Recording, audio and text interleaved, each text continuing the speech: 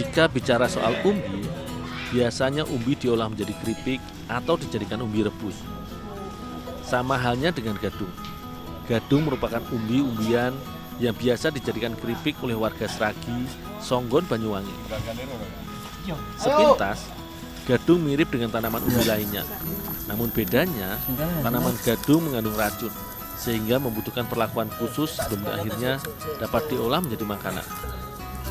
Pada hari ini, aku akan membuat gadung sebagai bahan utama pembuatan kue tok, kue asli Jawa Timur. Proses pengolahan gadung agar dapat dikonsumsi perlu beberapa tahap untuk menghilangkan racun yang terdapat pada gadung. Jika tidak tepat dalam pemrosesan, maka orang yang memakan gadung dapat keracunan yang mengakibatkan rasa mual dan juga pusing hingga kepala terasa berkunang-kunang.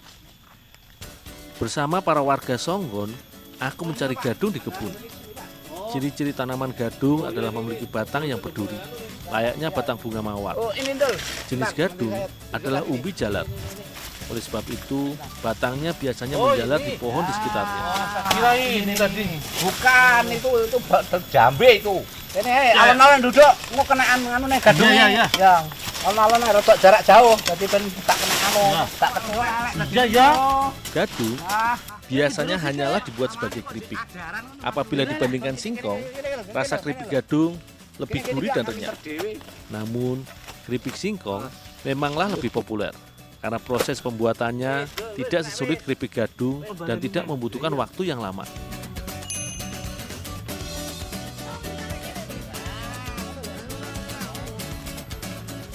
Meski dapat memabukkan, tidak dapat dipungkiri manfaat gadung sangatlah banyak. Gadung dikenal baik untuk menurunkan kadar kolesterol karena mampu mengontrol kolesterol jahat. Selain itu, gadung juga dapat menyembuhkan rematik. Dengan banyaknya manfaat gadung, tidak ada salahnya untuk mengolahnya menjadi makanan yang enak dan bergizi tinggi. Sudah cukup gadung yang kudapatkan. Bersama bapak-bapak, aku akan memproses gadung hingga siap untuk diolah menjadi kue.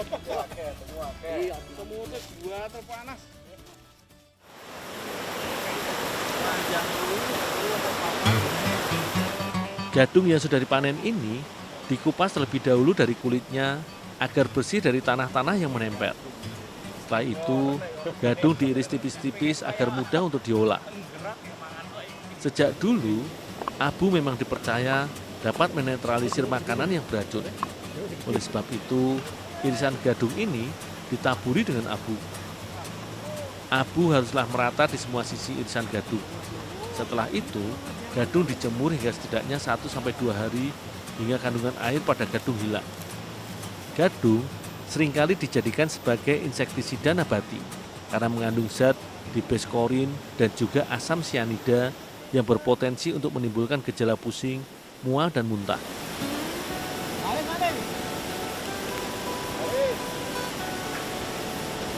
Biasanya, warga sekitar memanfaatkan aliran sungai untuk meredam gadung. Dibutuhkan air yang mengalir agar abu dan racun yang terdapat pada gadung hilang dengan sempurna. Waktu yang dibutuhkan untuk merendam gadung di aliran sungai adalah 2 hari 2 malam hingga 3 hari 3 malam. Gadung yang telah direndam ini kemudian diinjak-injak dengan kaki. Ada kepercayaan warga sekitar menginjak gadung haruslah satu arah dan tidak boleh berputar-putar. Konon, katanya jika penginjak gadung berputar-putar, maka orang yang akan memakan gadung tersebut akan mabuk, mual dan berkunang-kunang, bahkan juga muntah.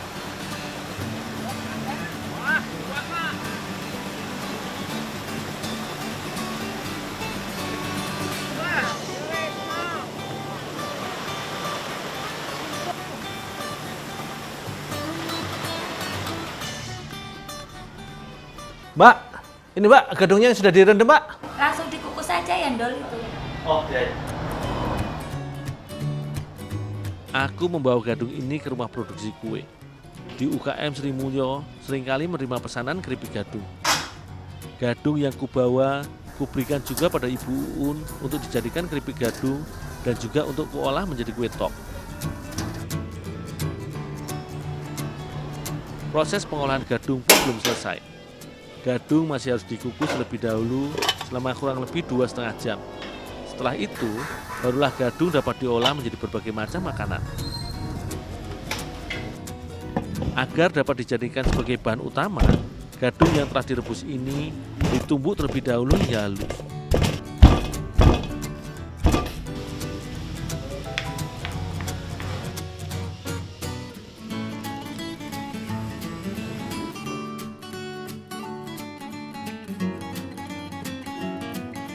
Untuk melengkapi rasa dari kue tok yang kami buat, kue tok akan disajikan dengan flat durian. Maka kali ini aku meminta bantuan Ibu Sum untuk membuat flat durian. Bahan pembuatan flat durian pun sederhana, hanya membutuhkan daun pandan, gula, santan, dan juga buah durian yang manis. Daging durian disuir-suir dan dijadikan bubur. Bahan-bahan yang telah disediakan dimasukkan ke dalam wajan dan diaduk bersama-sama hingga mengental.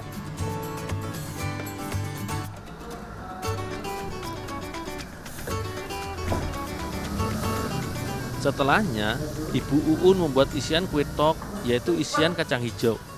Kacang hijau yang sudah dikupas kulitnya ditumbuk atau diulek terlebih dahulu hingga hancur. Kemudian, barulah ditambahkan sedikit garam dan juga gula. Semua bahan ini dicampurkan hingga tercampur dan merata.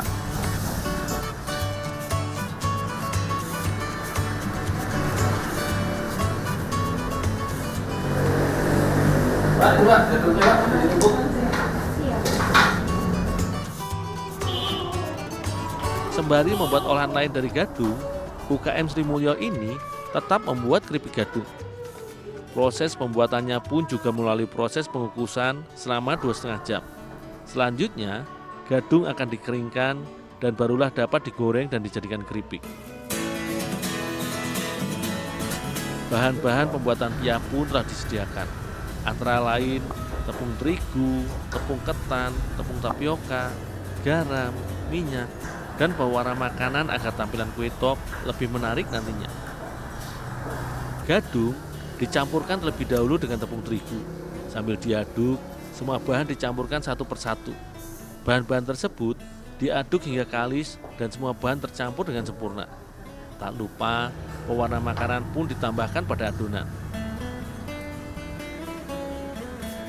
Adonan yang sudah kalis pun dicetak dengan cetakan khusus kue tok.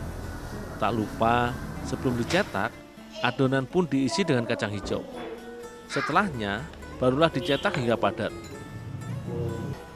Sebenarnya, kue tok merupakan nama lain dari kue ku atau angku kue yang artinya kura-kura merah. Warga Tiongkok percaya bahwa dengan memakan kue ini, maka akan panjang umur. Kue ini dinamakan kue tok karena cara pembuatannya adalah cetakan kue dipukulkan ke meja hingga menimbulkan bunyi tok. Cetakan dipukulkan ke meja agar adonan kue yang lengket dapat terlepas dari cetakannya. Setelah terlepas, adonan ditaruh di atas daun pisang agar adonan tidak lengket di panci pada saat dikukus nantinya.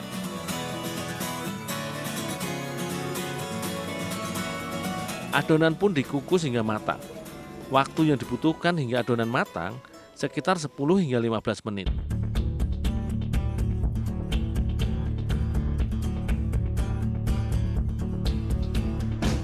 Warna-warni kue tok menambah daya tarik, apalagi ditambah dengan flat durian yang wanginya sungguh menggugah selera.